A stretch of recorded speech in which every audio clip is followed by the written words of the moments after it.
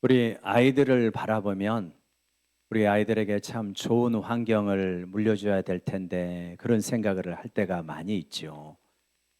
월사 기도회가 끝나고 이제 아이들이 기도를 받을 때가 있는데 때로는 형제가 기도를 받거나 남매가 기도를 받거나 그럴 때가 있습니다. 그러면 이제 유초등부 아이들이니까 하나님, 우리 사랑하는 누구누구가 학교에 가서 또 좋은 영향을 받고 친구들하고 싸우거나 특히 욕을 하지 않도록 도와주시옵소서. 그러면은 막 서로 찔러요. 형이 욕하잖아. 동생이 욕하잖아. 얼마나 애들이 사랑스러운지 몰라요. 그냥 월삭에 나와가지고 기도받는 모습 자체가 너무 사랑스러워요. 주일날 와가지고 또 이제 새벽 예배에 나오는 아이들이 있어서 이렇게 기도하다 보면 벌써 몇 년째가 되니까 이렇게 안고 기도하다 보면 애가 어린 아이가 이제 뼈가 연약한 가운데서 점점 이제 사내로 돼가는 것을 느끼면서 아, 정말 마음도 이렇게 단단해져 가고 있겠구나, 그런 거를 느끼면서 좋은 환경에 되었으면 좋겠다, 이런 마음을 절로 갖게 되어집니다. 그렇지만 현실적으로 우리가 만나는 자연 환경은 야, 갈수록 힘들어진다라고 하는 것을 많이 느끼게 되어지잖아요. 여러분, 우리가 제자도를 따라서 살펴가고 있는데 1장에서는 첫 번째 시간에는 불순응, 세상을 순응하지 말고 살자. 2장에서는 예수님을 닮아가면서 살자. 3장에서는 깊이 있는 성장을 이루자, 이런 이야기를 다루었는데 오늘은 이 4장에서 뭘 다루냐면 창조 세계를 돌봐야 된다라고 하는 이야기를 다루고 있어요. 하나님이 우리에게 주신 창조 세계를 우리가 잘 돌봐야, 그래야 우리의 자녀들, 후손들 자체가 이 지구라고 하는 행성 위에서 하나님을 경배하면서 신앙생활을 잘 할 수 있다. 그런데 우리가 알다시피 굉장히 지금 지구 자체가 유태로워지고 있다라고 하는 것을 우리가 동의를 하잖아요. 오늘 특별히 말씀을 보면 여러분, 하나님께서 마지막 날에 이 세상을 창조하시고 보시기에 어떠했죠? 심히 좋았더라. 그러니까 우리에게 필요한 모든 최적의 조건들을 다 갖추어 줬고요. 더구나 미학적으로도 아름답고 오묘한 질서와 풍요로움과 이런 것이 우리를 둘러싼 이 자연 환경 속에 다 펼쳐져 있는데, 실제로 오늘날 우리가 경험하는 자연은 갈수록 굉장히 험해지고 있구나 하는 것을 많이 느끼게 되어지는 거죠. 여러분, 이 땅은 하나님께서 너희가 정복하고 다스리라고 했지만 너희 마음대로 써라, 그런 건 아니잖아요. 시편 24편 1절을 보게 되면 이렇게 말씀하고 있습니다. 땅과 거기에 충만한 것과 세계와 그 가운데 사는 자들은 같이요, 시작, 다 여호와의 것이로다. 소유권은 누가 가지고 계시냐? 하나님이 가지고 계신다. 니네가 생명을 못 만들어내, 니네가 땅을 한 평이라도 누리지 못해, 내가 만들어 놓은 이 태양계 질서 속에서 그냥 살아가는 것뿐이야. 이거 원래 소유주는 나다. 너희들은 청직이야. 이거 다스리고 관리해야 된다. 그 책임을 우리에게 주셨다는 거예요. 그런데 우리가 자연과의 관계 속에서 한 두 가지 정도 문제를 생각할 수 있는데, 첫 번째는 뭐냐면 자연을 신격화하는 문제가 있었습니다. 이거는 과거 시대에 그랬어요. 원시 시대 가운데 이 자연을 신격화해 가지고 나무에 어떤 정령이 깃들었다고 봅니다. 그리고 이러한 어떤 산에는 신령이 있다고 보죠. 그게 산신령이잖아요. 아유, 그거 다 원시 시대의 생각이죠 라고 생각할지 모르지만 얼마 한 10여 년 됐나요? 굉장히 많은 사람들이 보았던 아바타라고 하는 영화에 보면 그 아바타의 자연 속에 행성의 어떤 특별한 나무나 그런 속에 어떤 신적인 음성이, 메시지가 들려지는 장면이 나오잖아요. 우리는 이거를 전혀 받아들일 수 없어요. 자연은 하나님께서 창조한 것이지 거기에 어떤 신이 깃들어 있지 않습니다. 그래서 우리는 자연을 존중하지만 경배하지는 않는 거죠. 근데 이러한 자연 경배, 신격화 이런 거는 지금 사실 우리에게는 그렇게 큰 문제가 되지 않는데, 진짜 큰 문제는 뭐냐면 자연을 착취하는 데서 오는 문제다. 자연을 너무나 제대로 관리하지 못하고 착취하고 심지어 파괴로 이끌어가고 있는 그것이 우리의 현실이다. 그래서 생태계가 큰 위기를 맞고 있는데, 인구가 과도하게 급속하게 성장하고 있지 않습니까? 인구 폭발이라고 하잖아요. 그래서 2050년도에 95억이 된다고 합니다. 지하 자원은 계속해서 이러한 어떤 화석 연료를 많이 사용해 가지고 그래 가지고 계속 고갈되고 있고요. 심각한 쓰레기 문제가 있고 기후 문제가 심각해집니다. 올 여름에 굉장히 더웠지 않습니까? 그런데 이 기온 더운 것에 대해서 설명을 하는 강연이나 이러한 기사나 이런 걸 보면 그런 거 자주 보셨죠? 그래도 올 여름이 제일 시원할 것이다. 아, 이거 참 무섭습니다.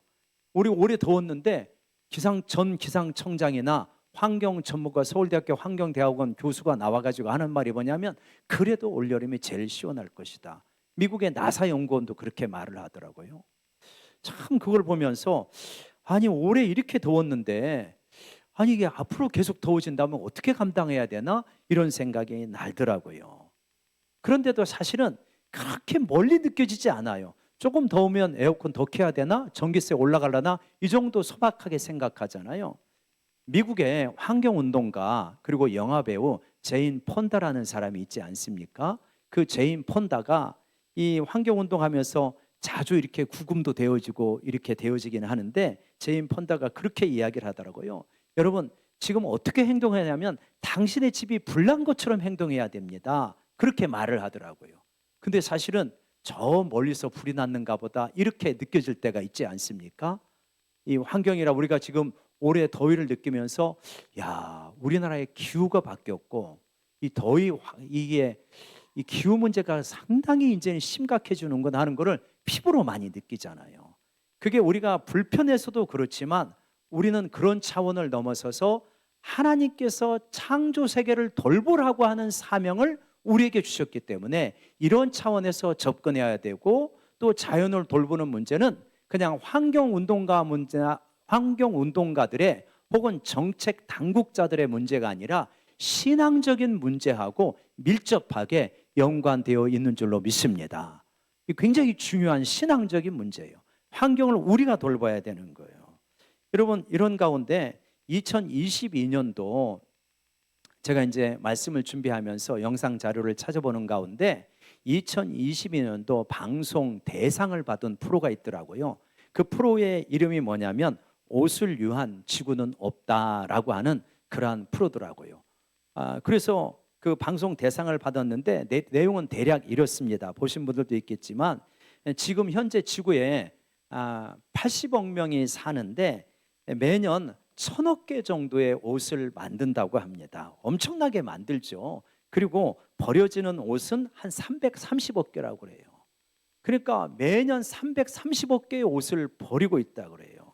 그래서 이 버려지는 옷들이 그래도 선진국들은 이게 잘 안 보이는데 정말 아프리카라든가 제3세계 가난한 나라를 가가지고는 완전히 옷 무덤이 되더만요. 옷 쓰레기 더미가 돼가지고 너무 심각한 피해 환경 오염을 계속 만들어내고 생업에 바닷속에 들어가서 물고기는 안 잡히고 쓰레기 더미가 돼서 소들이 그거를 뜯어먹고 살고 그리고 뭐 강은 아주 심각하게 오염되고 너무너무 심각한 그런 부분들이 나오더라고요. 우리는 그 심각성을 잘 못 느끼는데 그 이유 중에 하나는 우리가 옷 쓰레기를 안 입는 옷을 재활용통에 넣잖아요. 그러니까 이제 잘 관리가 되겠지라고 생각하지만 실제로 생각보다 문제가 더 심각하더라.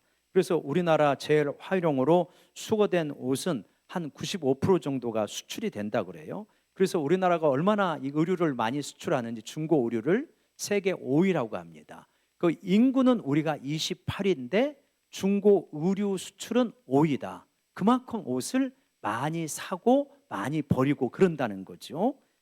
그래가지고 그런 가운데 실제로 이제 그러면 수출된 옷은 가난한 나라의 사람들이 입기도 하지만 거기서도 못 쓰는 옷은 쓰레기 더미가 되고 태워지고 이러는 가운데서 그렇게 버려지는 옷이 330억 벌 된다고 하니까 무지무지하게 버리는 거죠. 우리나라가 지금 옷을 사고 입고 그러는 것은 1980년대에 비교하면 얼마나 될까? 여러분 가운데 1980년대 옷을 사본 경험이 있는 분들도 상당히 있지 않습니까? 그럼 1980년대 저도 학생의 신분으로 옷 한 벌 살려면 알바한 거 되게 아껴가지고 옷을 살까 말까 갈등하면서 샀거든요. 근데 지금은 그렇지 않죠. 옷값이 너무 싸져가지고 쉽게 사버립니다. 1980년대하고 비교하면 우리가 5배를 산다고 그러네요. 5배를 소비하고 있다고 그럽니다. 그러면은 싸게 사니까 좋은 것인가? 그렇지 않죠. 중고 의료 문제도 있지만 실제로 한 번 옷을 만드는데 우리는 한 벌 옷을 살 때 10,000원, 20,000원, 30,000원 주고 살지 모르지만 환경 비용이 엄청나다 그렇게 이야기를 합니다.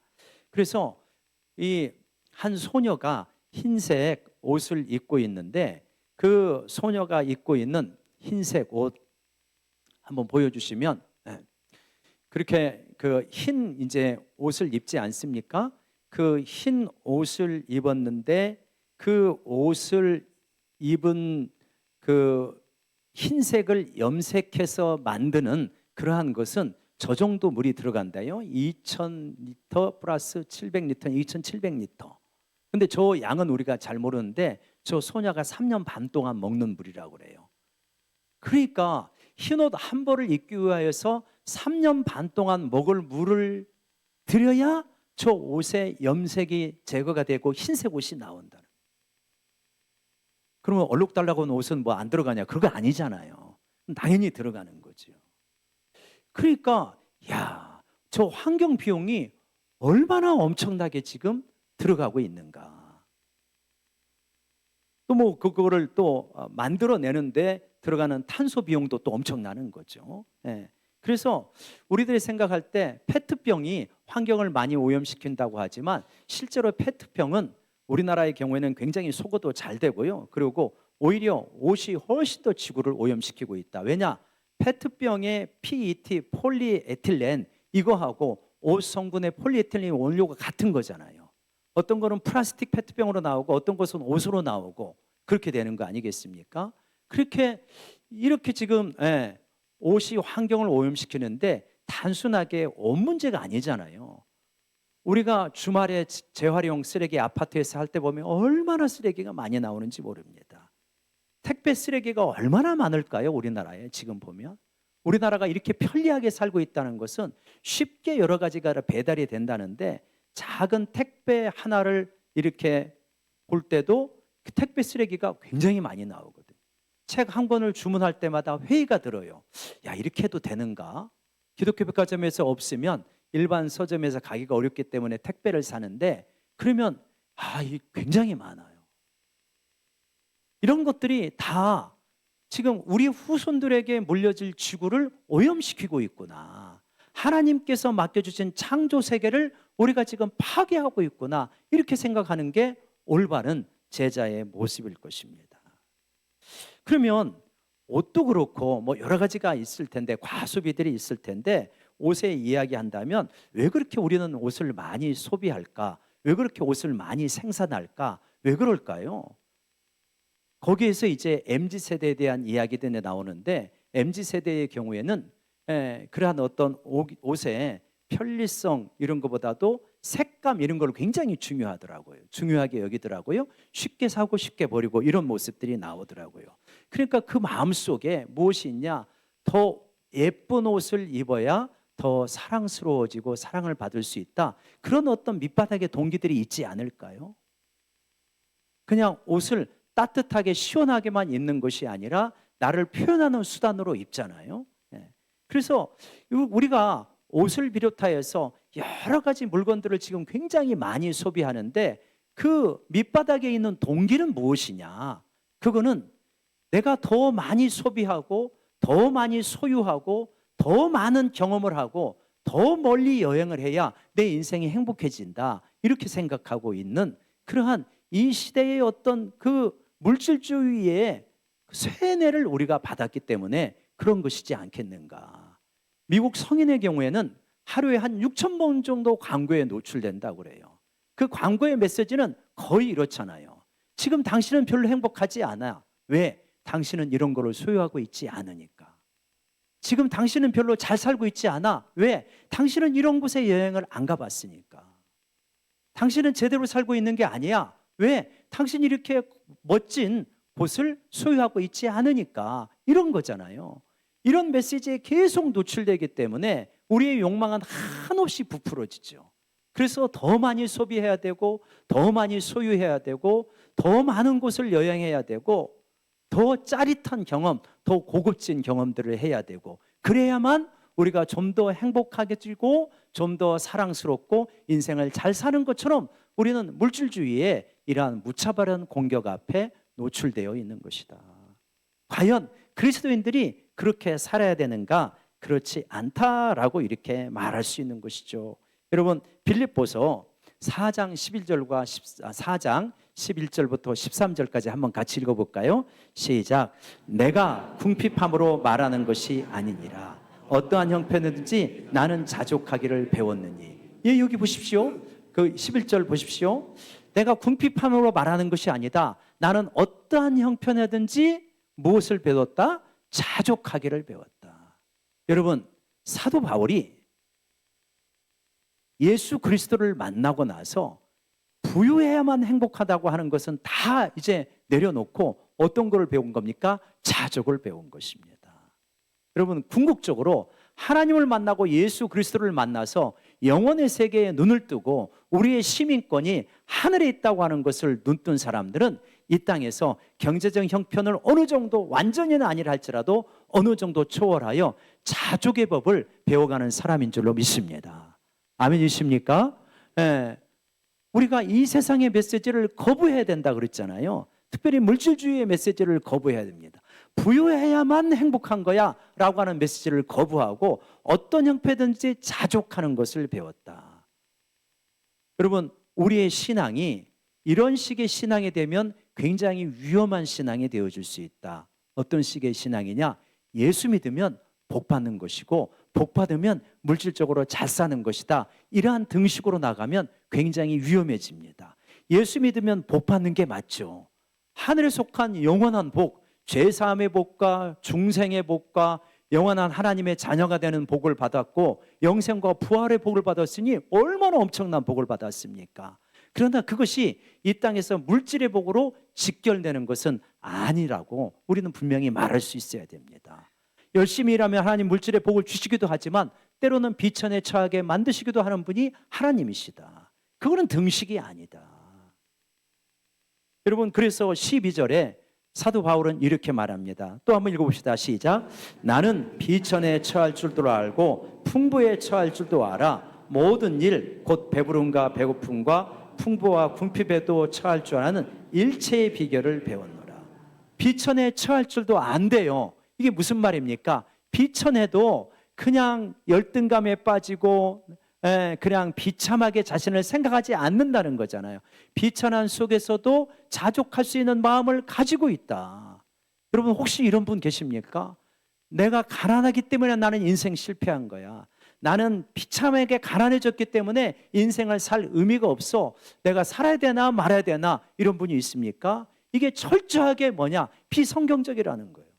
전혀 성경적이지 않고 복음적이지 않다. 여러분, 사도 바울은 비천에 처할 줄도 안 돼요. 굉장히 가난했어요. 그러나 그는 그 가운데서도 자족하고 하늘의 영광을 맛보며 누리며 살아간 것이 바로 사도 바울이었다.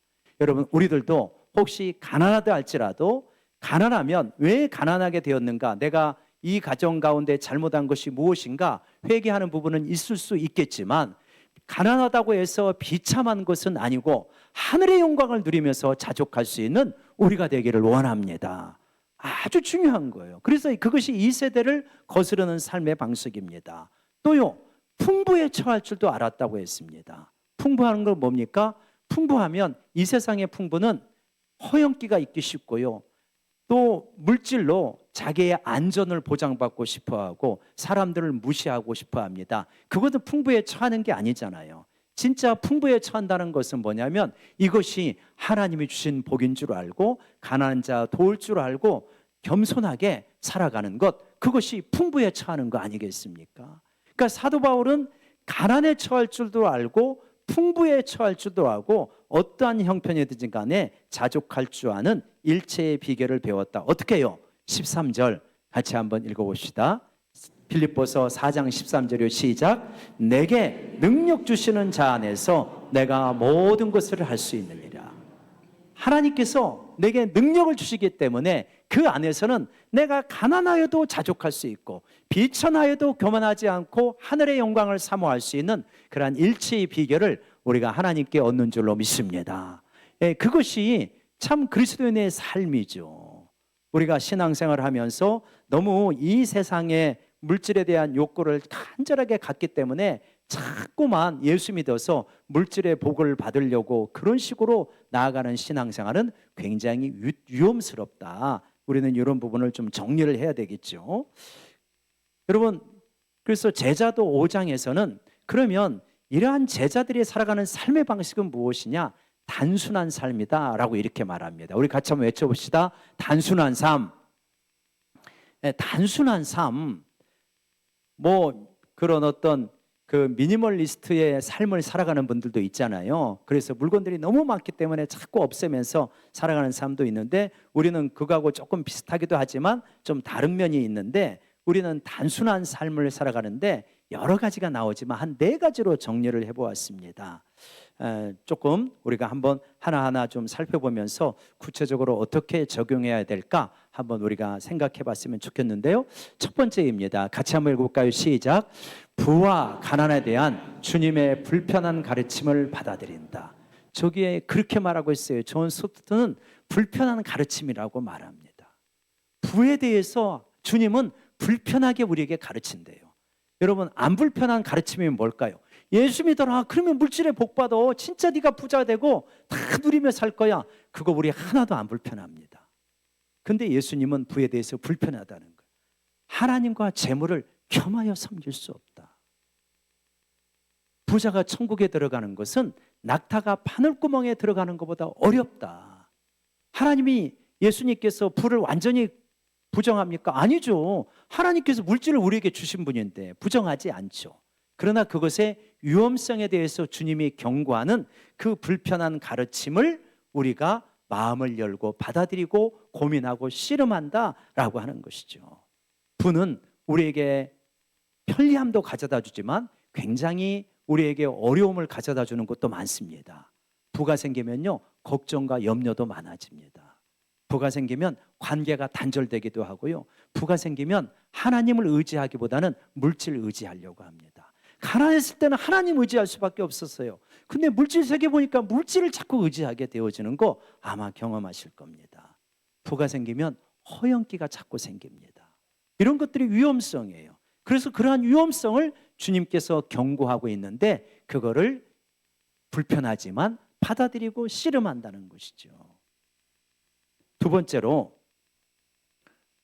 단순한 삶 두 번째 한번 같이 읽어볼까요? 시작. 사도행전에 나오는 풍요의 공동체를 실현해 나간다. 사도행전 2장과 4장에 보면 예루살렘 공동체에 굉장히 많은 성도가 있었습니다. 그런데 거기에는 부자도 있고 가난한 자도 있었는데 뭐라고 말하죠? 핍절한 자가 한 사람도 없었다고 말합니다. 왜요? 부유한 자가 물질을 내어놔서 필요에 따라서 자기 것들을 가져가고 사용하니까 가난한 자가 하나도 없는 일이 됐다는 거예요. 여러분, 우리가 이 사도행전 2장에 나오는 가르침을 문자 그대로 다 실현하는 것은 그렇게 하자고 하면 바로 공산주의가 되어지고 문제가 심각해집니다. 그래서 그렇게 되지는 않겠지만 그 정신 자체는 우리가 굉장히 붙들어야 될 정신이다. 하나님이 나에게 어떤 물질이든 지식이든 건강이든 뭔가 복을 주셨다면 너 그거 너만 가지고 살려고 하지 말고 나눠서 쓰라 라고 하는 의미로 하나님께서 주신 걸로 받아들이는 거죠. 우리가 성공하는 거 혼자만의 노력으로 성공하는 거 아니잖아요. 많은 공동체에 도움이 있었기 때문에 성공하는 거 아닙니까? 그러면 책임감을 가지고 나눠야 되지 않겠습니까?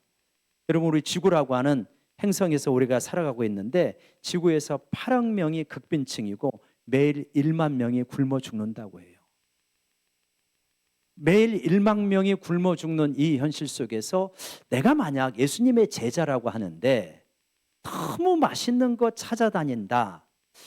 이거 조금 이 참 제자의 모습인가 생각해 볼 필요가 있고 그렇게 해서는 안 되는 거죠. 제자라고 한다면 우리에게 적절한 소비 수준은 각자마다 다르겠지만 적어도 내가 과도하게 소비하거나 과하게 사치하지 않는다. 이게 제자의 모습이 될 것입니다. 필리핀 선교에 갔을 때 그 필리핀의 그 청소년들이 아주 이쁘더라고요.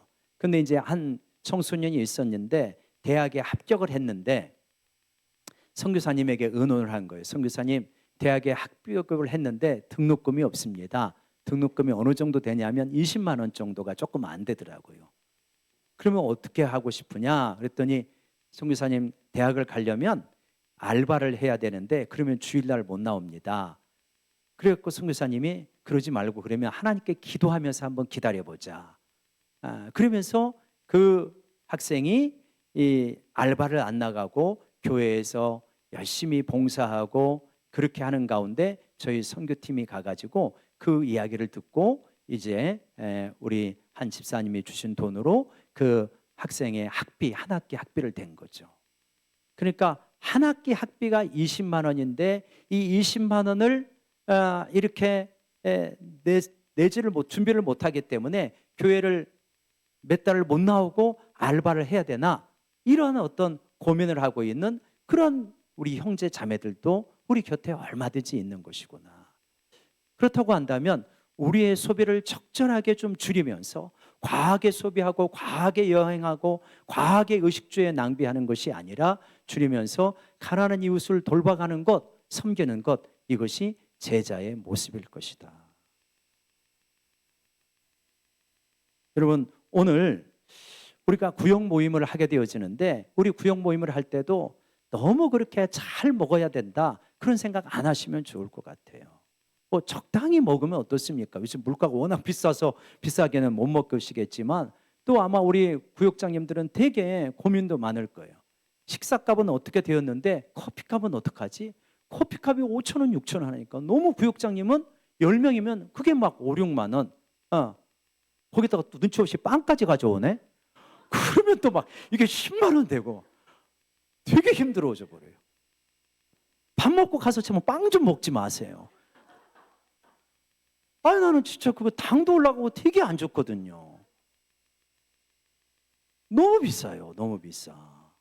그러면 밥을 먹었으면 그런 것이 마땅치 않으면 교회 와서 모임을 하면 되잖아요. 얼마든지 할 수 있는데 꼭 그렇게 다 소비를 해야만 뭔가 한 것 같다고 하면은 우리가 소비 문화에 너무 지금 익숙해져 가는 것이다.